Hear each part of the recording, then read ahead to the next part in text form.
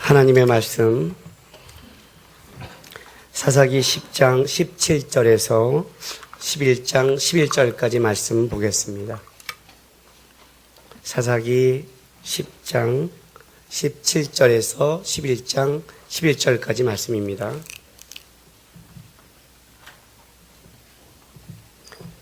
한 절씩 교독합니다. 그때 암몬 자손이 모여서 길리앗에 진을 쳤으므로 이스라엘 자손도 모여서 미스바에 진을 치고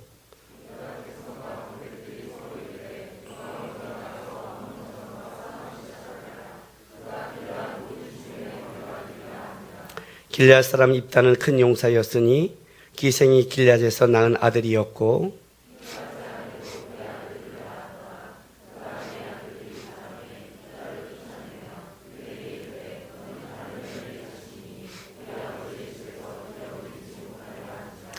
이에 입다가 그의 형제들을 피하여 돕 땅에 거주하며 잡류가 그에게로 모여와서 그와 함께 출입하였더라. 암몬 자손이 이스라엘을 치려할 때 길르앗 장로들이 입다를 데려오려고 돕 땅에 가서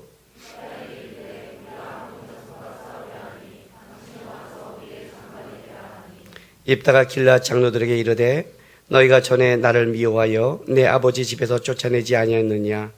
이제 너희가 환난을 당하였다고 어찌하여 내게 왔느냐 하니라.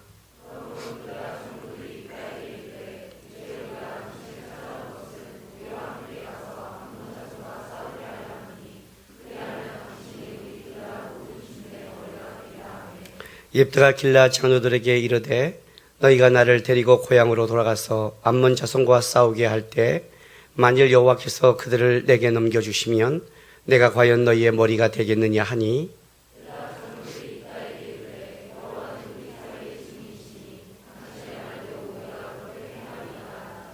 같이 있습니다.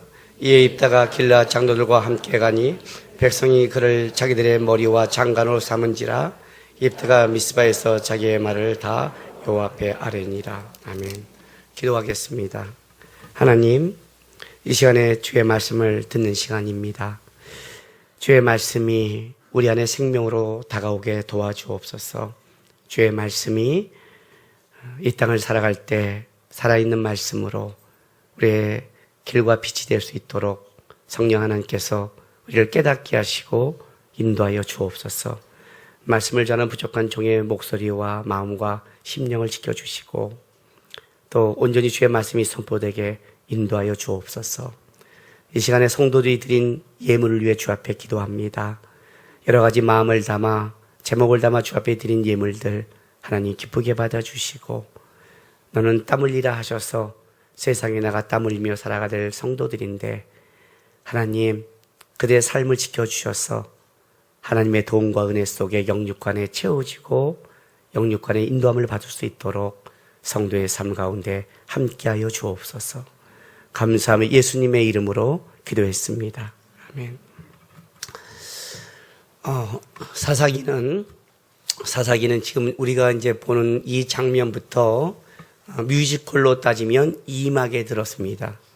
여러분 뮤지컬 보면 1막이 있고 중간에 쉬고 2막이 시작되죠. 그죠? 그렇게 한단 말이에요. 근데 이 사사기의 이 뮤지컬은 1막이 차라리 재밌습니다.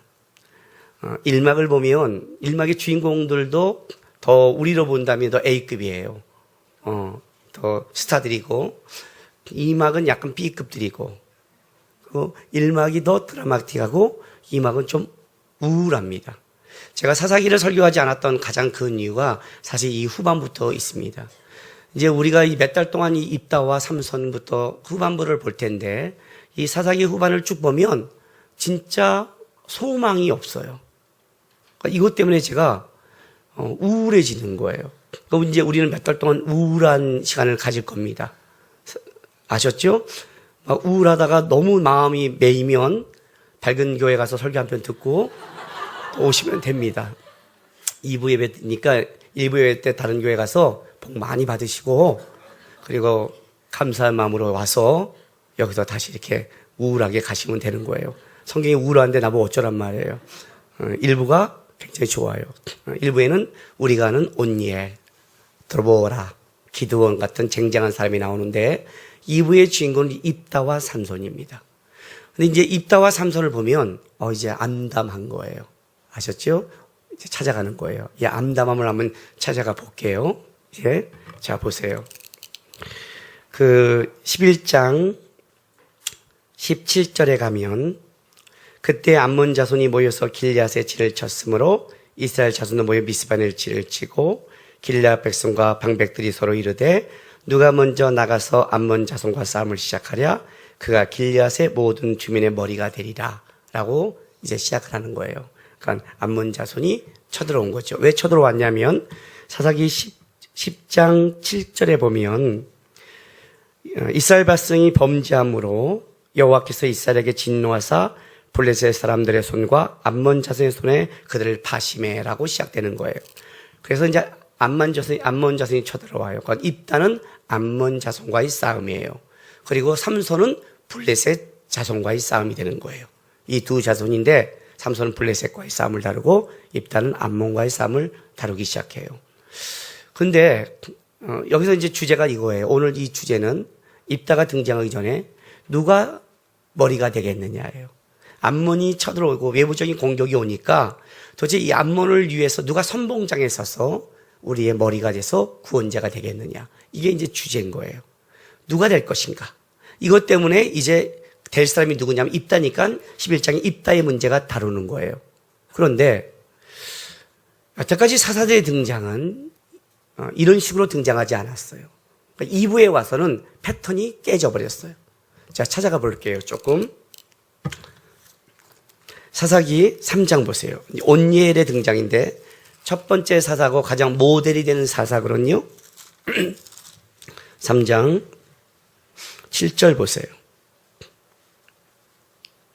이스라엘 자손이 여호와의 목전에서 악을 행하여 자기들의 하나님 여호와를 잊어버리고 바알들과 아세를 섬긴지라. 타락으로 시작하죠. 9절 보세요. 3장 9절. 이스라엘 자손이 여호와께 부르짖음에 여호와께서 이스라엘 자손을 위하여 한 구원자를 세워. 그러니까 타락하고 하나님 징계하니까 부르짖어요. 그러니까 구원자를 세워 10절에 여호와의 영이 그에게 임하심으로 이렇게 사사가 쓴 거예요. 그런데 자 3장 그 다음에 에웃을 보세요. 3장 12절. 이스라엘 자손이 또 여호와의 목전에서 악을 행하니라. 이스라엘 자손이 여호와의 목전에 악을 행함으로 또 악을 행하죠. 그랬더니 15절에 보세요. 이스라엘 자손이 여호와께 부르짖으며 이렇게 가지요. 부르짖으니까 여호와께서 그들을 한 구원자를 세우니 요 패턴으로 가는 거예요. 똑같이 사사를 세웠어요. 자 4장 1절 보세요. 에웃이 죽으니 이스라엘 자손이 또 여호와 목전에 악을 행하고 또 악을 행하죠. 4장 3절. 야빈 왕이 철병거 900대가 있어 20년 동안 이스라엘 자손을 심히 학대했으므로 이스라엘 자손이 여호와께 부르짖었다. 또 부르짖음이 나오죠. 그래서 4절 보세요. 그때 라비도스의 아내 여선지자 두보라가 이스라엘 사사가 되었는데 또 하나님이 사사를 세워요. 사사기 6장 그 유명한 기드온장입니다. 6장 1절. 이스라엘 자손이 또 여호와의 목전에 악을 행하였으므로 여호와께서 7년 동안 그들을 미디안 손에 넘겨주시니 하고 악을 행했더니 7절. 이스라엘 자손이 미디안으로 말미암아 여호와께 부르짖음으로 부르짖죠. 그랬더니 11, 12절. 6장 11, 12절. 여호와의 사자가 아비에셀 사람 요아스에 속한 오브라에 이르러 상수리 나무 아래에 앉으니라.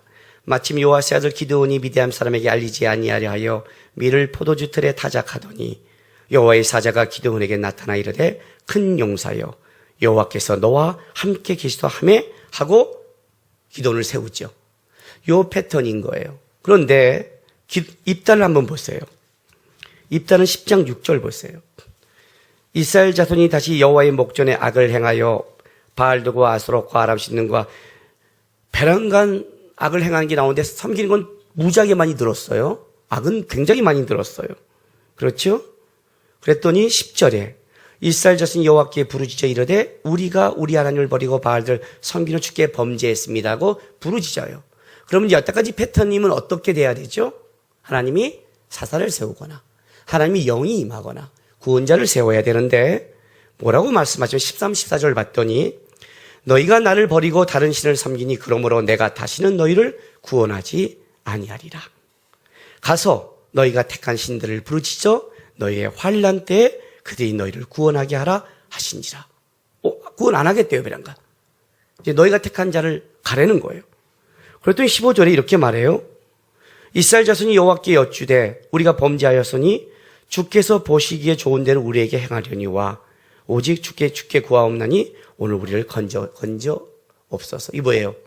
아람 손에서는 건져 주시고 하나님 징계하시려면 주께서 보시기에 좋은 대로 하십시오라고 얘기를 하는 거예요. 근데 하나님이 이제 입다가 이제 등장해야 되는데 입다를 세우지 않고 그냥 아람이 공격에 온 거예요. 여태까지 패턴이면 요 정도에 누가 등장하냐면 하나님이 영이 임하거나 사사 입다를 세워야 된다. 이렇게 본문이 가야 되는데 놀랍게도 하나님은 잠잠한데 이스라엘 백성 안에 이렇게 가는 거예요. 누가 우리의 구원자가 될 것인가? 누가 아람과 싸우게? 그는 누구냐? 이렇게 가버린 거예요. 패턴이 바뀌어요. 삼손에 가면 더 끔찍해요. 그러니까 삼손은 보지 마세요. 어차피 봐야 될 거니까. 더 그때가 암울해져요.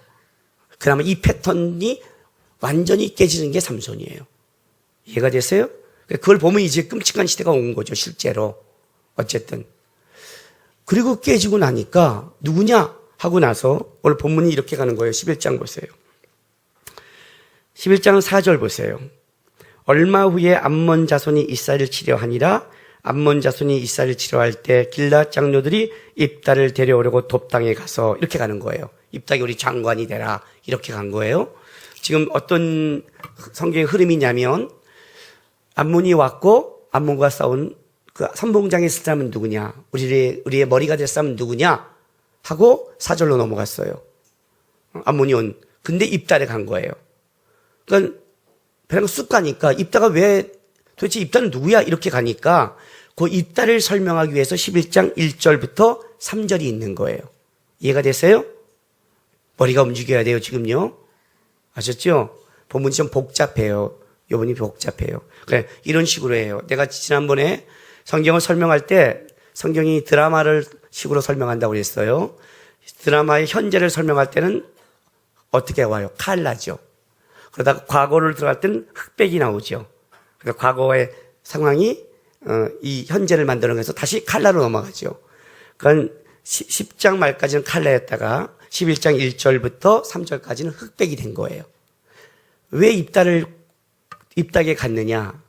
입다가 도대체 어떤 사람이고 왜 입다에게 가야 됐고 입다는 왜 맡았는가를 설명하는 게 이제 입다에 대한 게 1장 1절부터 3절이에요. 그래서 오늘 본문에 이 얼마 후에라는 것은 11장 1절부터 3절을 받는 말이기도 하고 10장 18절에서 그 사건을 그대로 이어가는 말이기도 한 거예요.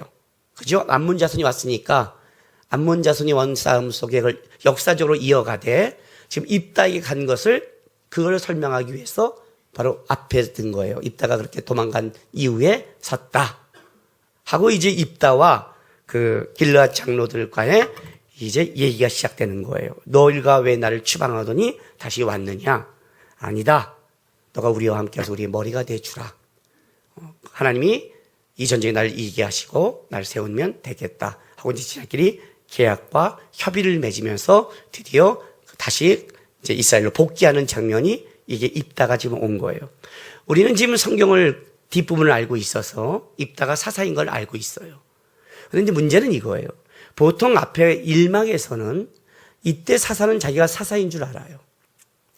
하나님이 영이 임한 줄 알아요. 그런데 오늘 본문에 하나님의 영은 언제 임하냐면 11장 29절에 가서 임해요. 보세요. 입다가 머리가 돼서 암몬 자손과 막 얘기한 이후에 이제 전쟁을 할 수밖에 없는 상황이 올 때 이에 여호와의 영이 입다에게 임하시니 나중에 임한 거예요. 패턴이 깨진 거죠. 깨졌단 말이에요. 확 깨졌어요. 그렇다면 도대체 이게 뭘 얘기하는 거냐를 찾아야 되는 거예요. 오늘 제가 여러분들에게 그 제목을 쓰임받는 자의 자격이라고 썼어요. 도대체 하나님은 어떤 사람을 쓰고 어떻게 어떤 사람에게 역사하시는가? 하나님이 쓰고 역사하는 데 있어서 도대체 하나님이 드러내고 싶은 게 무엇인가를 우리가 좀 찾아가야 돼요. 찾아가야 돼요. 근데 결론적으로 제가 먼저 말씀을 얘기해 놓고 할게요. 본문이 복잡하니까 여러분들이 정신을 못 차리니까 결론적으로 말할게요. 하나님이 쓰임받는 수 있는 자격이 어떤 자를 쓰실까요? 어떤 자를 쓰실까요? 요게 지금 애매한 거예요. 그죠? 우리는 이렇게 봐요. 이렇게 봐요. 우리 하나님이 어떤 사람을 쓰면 그 사람이 사용된 어떤 결론이 있을 거 아니에요. 결과가 있을 거 아니에요. 드러난 어떤 결과물이 있을 거 아니에요. 그 결과물을 딱 봐서 이 사람이 이렇게 되기까지 그 사람의 삶을 추적해 가요. 추적해 가니까 이렇게 되기까지 그 사람이 뭐 피눈물 나는 훈련이 있었다. 어떤 시험 속에 지켰다. 이거 자기를 만들었다. 를 갖고 근거를 쫓아가는 거예요. 예를 들자면 하위 2%인 김남국 목사가 상위 2%인 성도들에게 이렇게 지랄할 만큼 쓰임받는 이유가 무엇인가? 라고 얘기했을 때 가봤더니 10년의 끔찍한 고생이 있었는데 그때 다시 절로 돌아가지 않고 말씀과 교회를 버티고 지켰더라. 버틸 뿐만 아니라 성경을 열심히 공부했더라. 예? 그리고 들로스나 마커스의 작은 일을 시켰을 때 겉보기에 큰 교회를 쫓아가지 않고 거기에 충성되게 일했는데 하나님이 거기서 열매를 맺었더라. 라는 게 결론이 나오는 거예요. 흔적을 갖고. 이해가 되시죠? 그래서 뭘 만드냐면 이런 추론을 만든 거예요. 하나님의 자리를 버티고 맡긴 거에 최선을 다하고 그리고 작은 것에 충성하면 하나님이 이렇게 쓰셨다라는 결과물을 끄집어내요. 그러면 과연 그러냐는 거죠. 과연 그런가? 제 아는 동기 중에 진짜 저만큼 끔찍한 고생을 한 우리 목사님도 많이 있어요. 그 속에 버티고 살아온 분도 있어요. 좋은 데 가지 않고 작은 곳에 충성한 사람도 있어요. 지방 같은 데 가서 버틴 게 있어요. 시간이 남아서 여러분 큰 교회 목사님이 성경 볼 시간이 많을까요? 작은 교회 목사님이 성경 볼 시간이 많을까요? 작은 교회 목사님이 많아요. 그죠? 그러니까 일이 많잖아요, 저쪽은요. 그런데 성경도 열심히 봐요. 근데 결과는 아닌 거예요. 그럼 이 사람은 어떻게 찾아야 돼요? 어떻게 해야 돼요? 이건 지금 우리가 놓치고 있는 거예요. 하나님이 어떤 사람을 사용해서 이렇게 써버리면 우리는 그 속에 그 하나님이 그 삶을 엮어서 만든 작품인데 그 사람이 뭔가 엮을 게 있는 건수가 있는 뭔가라고 착각을 하기 시작한다는 거예요. 이해가 되세요? 지금부터 입다는 아주 끔찍한 상황을 겪게 되는 거예요. 끔찍한. 입다가 쓸 조건이 없어요. 그 얘기를 지금 끄집어내는 거예요. 입다가 구원자가 될 조건이 아닌 거예요. 그래서 어려운 거예요. 이해가 되세요? 제가 신학교를 다닐 때 합동신학교에 신대원에 들어간 다음에 11월 달에 개척을 위한 이제 개척 준비가 시작된 바로 그때까지 한 10개월 이상을 놀았어요. 사역지가 없어서. 그래서 뭘 했냐면 큰 교회를 탐방도 하고 가까운 교회도 돌아다니고 교회를 그때 많이 돌아다녀 봤어요. 왜냐하면 사역지가 교회를 돌아다니기 쉽지 않잖아요. 사역을 시작하면. 다니는데 하루는 수원에 가까운 어떤 큰 교회를 갔어요. 본당에 진짜 10,000명 정도 들어가서 큰 교회, 굉장히 큰 교회였어요. 1층에는 꽉 차 있고 2층에는 이제 비어 있는데 하여튼 크게 지었어요. 성도가 굉장히 많은 거예요. 신학생들은요, 뭐가 그다음 안 좋냐면 한참 공부를 할 때니까 이 비판력이 날카롭고 한참 공부를 할 때니까 지가 굉장히 많이 아는 줄 착각하고 있어요. 사실 쥐뿔도 모르거든요.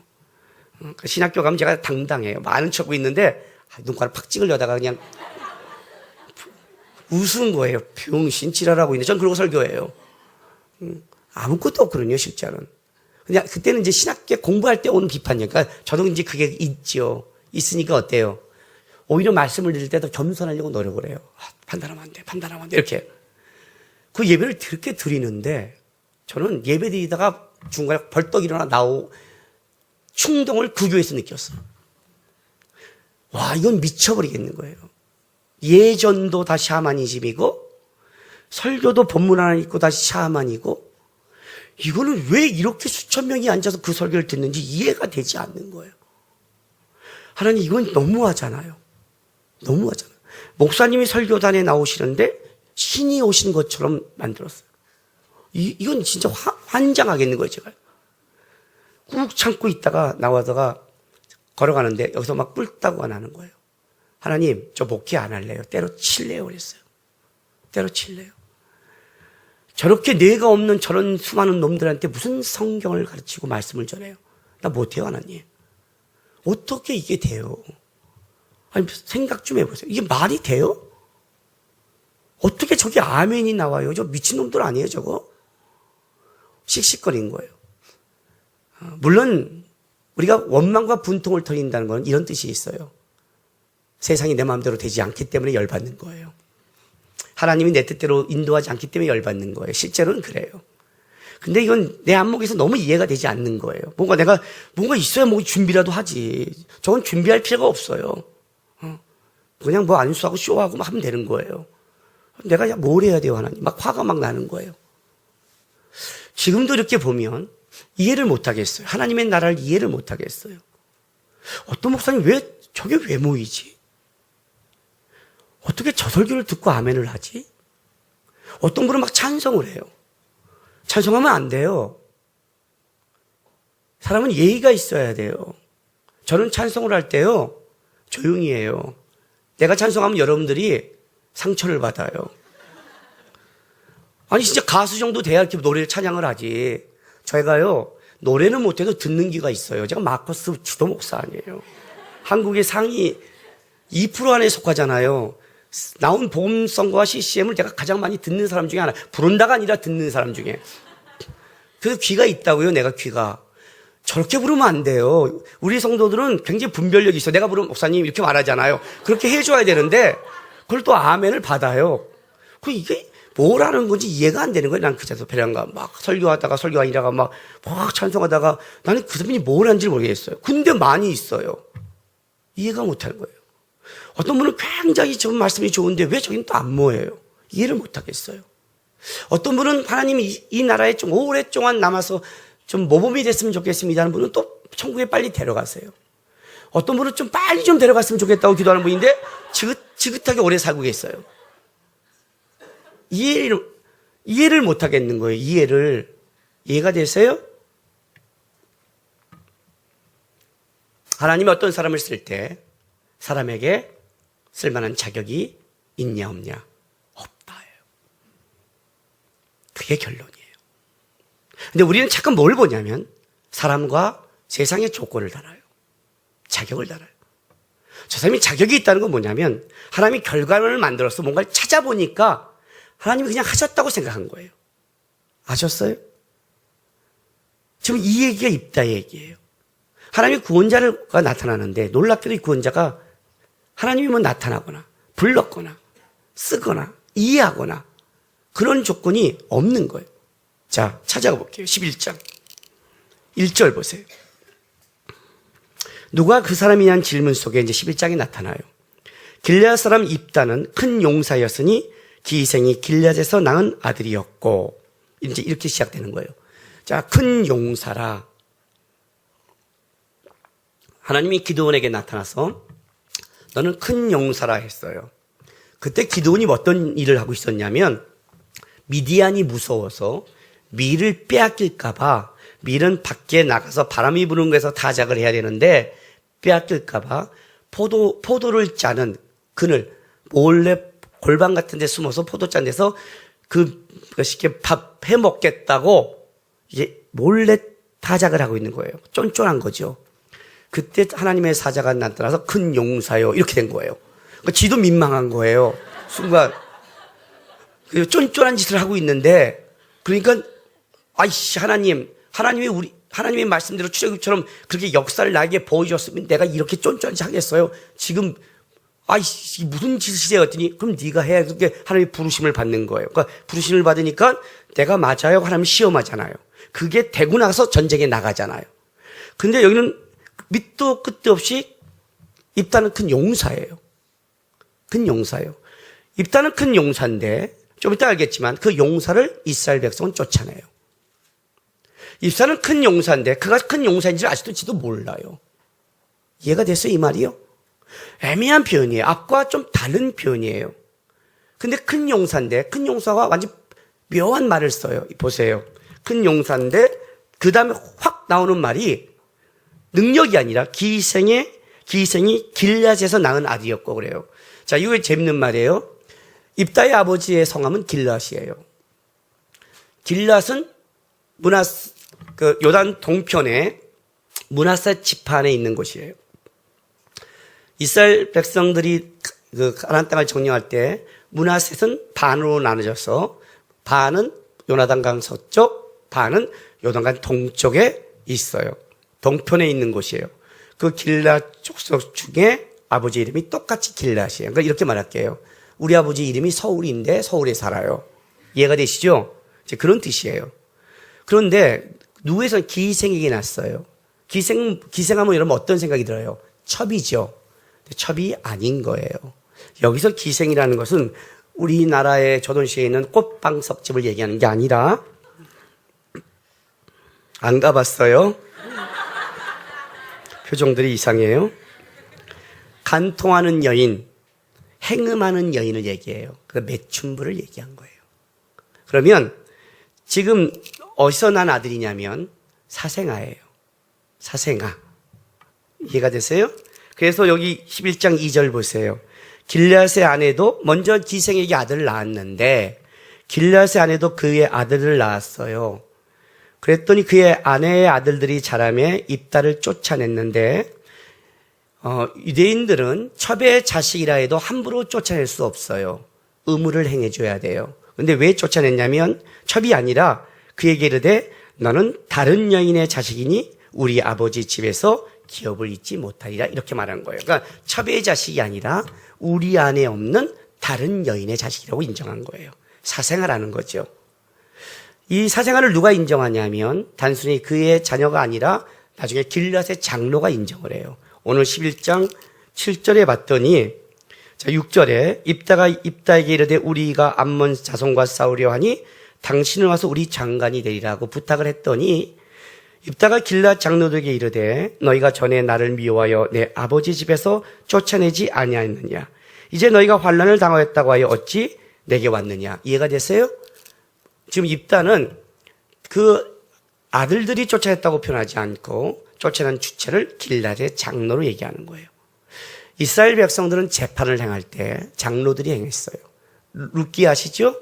보아스 그 신발 물리기를 할 때도 성의 앞에 성문의 앞에 가서 장로들에게 하죠. 장로가 있다는 것은 뭐예요? 법적인 판결을 가졌다는 뜻이에요. 그러니까 이 길앗의 아들들이 너는 다른 여인의 아들이야. 우리가 아니야. 사생아야. 나가 한 거에 대해서 누가 법적으로 인정해 줬냐면 길앗의 장로들이 인정해서 어쩔 수 없이 도망간 거예요. 그런데 네가 왜 나를 왔니? 이렇게 말해요. 근데 왜 이제 이렇게 길앗의 장로들을 얘기했냐면 신명기 23장 2절 보세요. 신명기 23장 2절.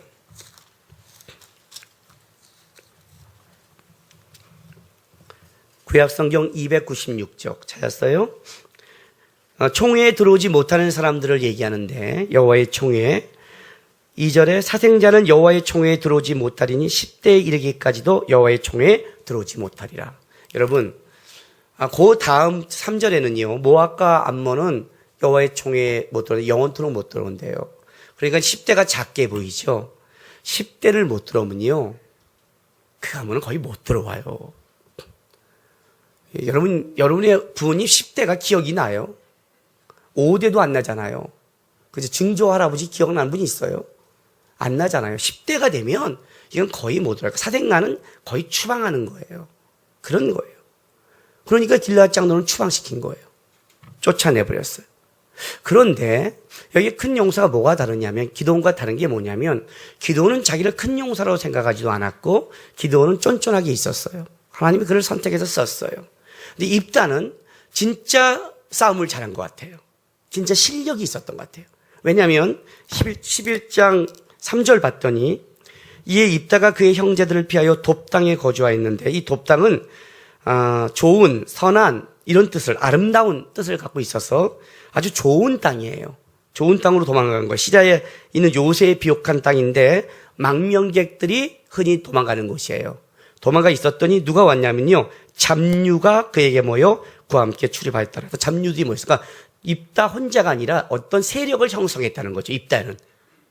그죠? 입다가 어떤 그만큼 힘이 있다는 거 아니에요. 그러니까 왔겠죠. 응? 여기 잡류의 문자적인 뜻은 텅 빈 자들이에요. 머리가 텅 빈다는 게 아니라 인생의 목적이나 방향을 잃은 상실한 자들. 그래서 다른 말로는 두 가지 표현을 쓸 때 부정적으로는 방탕한 자들을 사용도 해요. 방탕한 자들. 그런데 다른 뜻으로는 불쌍한 사람들, 억울한 사람들, 괴로움 당한 사람들 이런 걸 쓰는 거예요. 그러니까 다윗이 네게부에 있을 때 다윗에게 억울하고 그런 사람들이 모여있잖아요. 그것처럼 입다에게 모인 거예요. 입다에게 모였다는 거는 그만큼 어떤 입다가 실제적으로 길앗 장로도 찾아갈 만큼 실제적으로 거기에 우두머리였고 좀 힘을 가지고 있었고 나름대로 싸움을 잘했던 것 같아요. 그래서 온 거예요. 그러니까 하나님이 선택한 게 아니라 먼저 길앗 사람이 선택한 거죠. 그리고 왔어요. 근데 선택하는데 이 사람들이 이렇게 꼬셔요. 보세요. 11장 8절 보세요. 그러므로 길앗 장로들이 입다에게 이르되 이제 우리가 당신을 찾아온 것은 보세요. 강조하는 게 처음에는 다른 여인 다르다고 했잖아요. 그죠? 그런데 이제는 이렇게 꼬셔요. 우리가 당신을 찾아온 것은 우리와 함께 암몬 자손과 싸우게 하려 함이니 그러면 당신이 우리 길앗 모든 주민의 머리가 되리라. 우리를 강조하죠. 요 안에 들어올 수 있도록 얘기하는 거예요. 여기 장관과 머리라는 표현이 나오는데 장관은 어떤 뜻이냐면 군사적 지도자를 얘기하고 머리는 그보다 더 높은 표현이에요. 군사적, 정치적 모든 곳의 우두머리를 상징하는 거야. 그러니까 너의 모든 것을 너에게 맡기마. 이렇게 딱 해준 거예요. 해줬더니 입다가 이렇게 말을 해요. 보세요. 입다가 9절에 장로들에게 이르되 너희가 나를 데리고 고향에 돌아가서 암몬 자손과 싸우게 할 때 만일 여호와께서 그들을 내게 넘겨주시면 내가 과연 너희의 머리가 되겠느냐. 우리 성경은 좀 표현이 잘못됐어요. 무슨 말이냐면 만약 여호와께서 그들을 암몬 사람을 내게 넘겨주면 그러면 내가 너희의 머리가 되겠냐고 묻는 것 같이 표현을 썼는데 그게 아니라 이런 표현이에요. 되겠느냐가 될 것이다 이런 표현이에요. 그러니까 다시 읽어드릴게요. 만일 여호와께서 그들을 내게 넘겨주시면 내가 과연 너희의 머리가 될 것이다 이렇게 말한 거예요. 이해가 됐어요? 이거예요. 입다가 말하는 게 너희가 우리에 와서 머리가 되려고 하지만 내가 머리가 된다는 것은 하나님께서 암몬 자손을 내게 넘겨주신다면 그때 내가 너희의 머리가 된다는 거예요. 굉장히 신앙적인 고백이죠. 신앙적인 고백인데 이 고백에는 약간 문제가 있어요. 요 약간의 문제가 우리가 나중에 살펴보겠지만 입다가 왜 전쟁에 나갈 때 첫 번째 만난 자를 번제로 드린다는 것이 이제 나오는 거예요. 사사가 섰는데 사사가 뭐라고 말하냐면 하나님이 그들 나에게 붙였다. 하나님이 그들 나를 사용하실 것이다. 이렇게 말하지 않는다는 거예요. 아직 하나님의 영이 임하지도 않았고 하나님이 세웠다는 것도 모르고 있고 한 가지 알고 있는 것은 너희가 나를 세우는 게 아니라 하나님이 나에게 이 전쟁 이겨야 내가 머리가 될 수 있다는 건 알고 있어요. 그건 알고 있어요. 그래서 여호와를 증인으로 얘기를 해요. 증인이란 양쪽의 말을 다 듣는 자예요. 듣는 자의 뜻이 있거든요. 그래서 오늘 마지막 표현이 이렇게 써요. 11절 보세요. 10절에 여호와는 우리의 증인이시니 이렇게 말하면서 우리의 그 약속과 선을 하나님이 들었다고 말하면서 11절에 이에 입다가 길앗 장로들과 함께 가니 백성이 그들을 자기들의 머리와 장관으로 삼은지라 입다가 미스바에서 자기 말을 다 여호와께 아뢰니라. 자, 여호와께 아뢰었다는 게 뭐예요? 이거죠. 이래야 내가 머리가 될 수 있다는 걸 상을 아뢰는 거예요. 이해가 되세요? 앞과 완전히 다르죠. 지금 이렇게 말하는 거예요. 이 본문이 말하는 게 이거예요. 자, 하나님이 어떤 자를 구원자를 세워야 되는데 만약에 이스라엘 나라 안에 입다가 아니라 입다만큼 싸움을 잘하고 능력이 있는 자가 있다면 이들이 과연 입다에게 갔을까요? 안 갔을까요? 안 갔죠. 그겠죠. 그죠? 암몬은 왔고 하나님의 응답은 없는 거예요. 두려운 거예요. 하나님은 뭐라고 말하냐면 너희가 택한 신에게 가라고 그랬어요. 그러니까 어떻게 하냐면 하나님께 우상을 부셔버리고 하나님께 돌아왔는데 암몬 자손이 오니까 일단 뭔가 내가 대응을 해야 되는 거예요. 그러니까 보니까 자기 안에 없어요. 입다를 찾아간 거예요. 뭔 줄 아세요? 이스라엘 안에 구원자가 없는 거예요. 이스라엘 안에 구원자가 한 명도 없는 거예요. 사용할 만한 자가 없다는 거예요. 오직 하면 자기네가 쫓은 자가 있다는 거예요. 자기네가 쫓았다는 건 뭐예요? 이 사람을 한 번도 구원자로 생각해 본 적이 없다는 거예요. 하나님이 이런 사람을 사용해라고 생각해 본 적이 없다는 거예요. 만약에 입다를 하나님이 사용한 사람으로 알았다면 쫓아냈어요, 안 냈어요? 안 냈단 말이죠. 언젠가 이렇게 힘있는 용사였다면 하나님이 사용할지 몰라 라고 했다면 아마 기득권을 줬을 거예요. 그러나 그의 아들들과 장로들은 어떤 생각을 했냐면 이제는 사생하고 하나님은 이런 자를 사용하지 않아 라고 결정하고 추방해버린 거예요. 추방했는데 암몬이 왔는데 그들 안에는 없어요. 이스라엘의 구원자가 없다 이런 뜻이, 쓸만한 자가 없다는 거예요. 쓰임받는 자격이 있는 조건이 없다, 이게 지금 결론이라는 거예요. 근데 어떻게 사용하느냐는 거죠. 이게 문제인 거죠. 그렇죠? 이게 문제인 거예요. 10장 16절 보세요.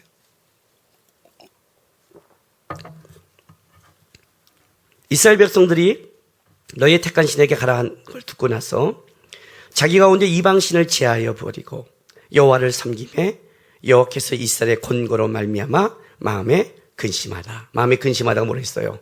마음이 조마조마하여 견딜 수 없는 애가 타는. 자, 하나님은 지금 가, 너희가 택한 신에게 가 라고 했는데 그의 마음은 애가 타고 있는 거예요. 그런데 암몬이 왔어요. 그럼 얘네들은 어떻게 해야 되죠? 어떻게 해야 돼요? 정상적으로 보면 하나님을 붙잡아야 돼요. 하나님 보기에 좋을 대로 해달랬으니까 하나님 차라리 저를 죽이세요라고 해야 돼요. 근데 왔더니 여기서 우리의 선봉자가 될 사람이 누구냐고 입다를 찾아가요. 이해가 됐어요? 지금요, 사실 구원할 자격이 없는 거죠. 그죠? 쓸만한 게 없는 거예요. 사용된 자도 아직도 모르는 거예요. 이게 이제 이막의 시작이에요. 그런데 왜 구원을 해? 이런 뜻이에요. 이해가 되세요? 세상에 믿을 만한 게 어디 있어요? 세상이 여러분에게 줄 만한 게 어디 있어요? 이해가 되세요? 세상에 생명이 어디 있어요? 세상은 다 죽음이잖아요. 세상에서 보는 게 돈이 여러분의 걸 책임져줘요? 아니에요, 여러분. 한치 앞을 몰라요. 돈이 여러분의 인생과 시간을 계획해줘요? 아니요. 건강하면 여행 갈 수 있을 것 같아요? 웃기는 소리 하지 마세요. 세상은 다 죽음으로 가요. 생명은 주님밖에 만들지 못해요. 이해가 되세요? 근데 우린 죽는 것에 굉장한 뭔가를 자격을 담아요. 저 사람이 저래서 쓸 수 있어. 그럴까요? 나는 이래서 안 돼. 그럴까요? 착각하고 살아간다는 거예요. 이스라엘 백성의 구원받을 자가 누가 있어요? 아무도 없다는 거예요, 성경이요. 오죽하면 그들도 사생자를 찾아갔겠어요. 오죽하면 사생자에게. 하고 싶겠어요? 사생자에게 무릎 꿇고 싶겠냐고요. 나 같으면 차라리 주님 앞에 무릎을 꿇겠어요. 물론 나 같으면이에요. 강대산에 있으니까.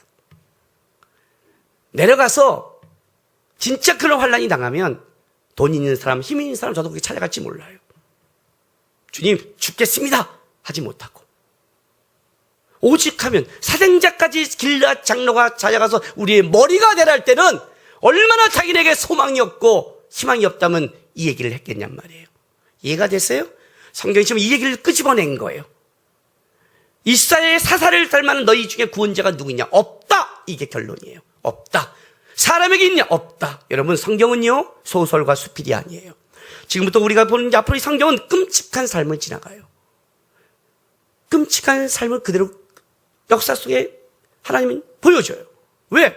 드라마가 아니니까. 그냥 이야기가 아니니까. 죄인이 갖고 있는 현실을 얘기하는 거예요. 죄인들이 갖고 있는 삶의 암울함을 얘기하는 거예요. 여기에 거룩이 어디 있고 여기 의가 어디 있냐. 이해가 되세요? 저도 가끔 훅하고 속을 때가 있어요. TV를 보다가 어떤 불의한 목사님을 보면 어떻게 저럴 수가 있어 이렇게 볼 때가 있어요. 예, 어떻게 저럴 수 있냐. 그럴 수 있어요. 아니, 그게 사람이에요. 그러지 않는 게 지금 미쳐 있는 거예요. 이해가 돼요, 이 말이요? 그 사람에게 소망을 걸면 안 돼요. 그 조건에게 희망을 걸지 마세요, 여러분. 거기에 생명을 만들어낼 게 아무것도 없다는 거예요. 이 얘기를 하는 거예요, 지금 이 얘기를. 이들을, 이 흘러가고 있는 이들에 대한 하나님의 뭐예요? 애타는 마음. 그분의 그 이 마음이 사생자도 구원자로 쓸 수 있는 자격과 조건을 만들어내는 거예요. 그걸 보셔야 된단 말이에요. 저는 무협지 세대예요. 우리 아이들은 판타지 세대고요.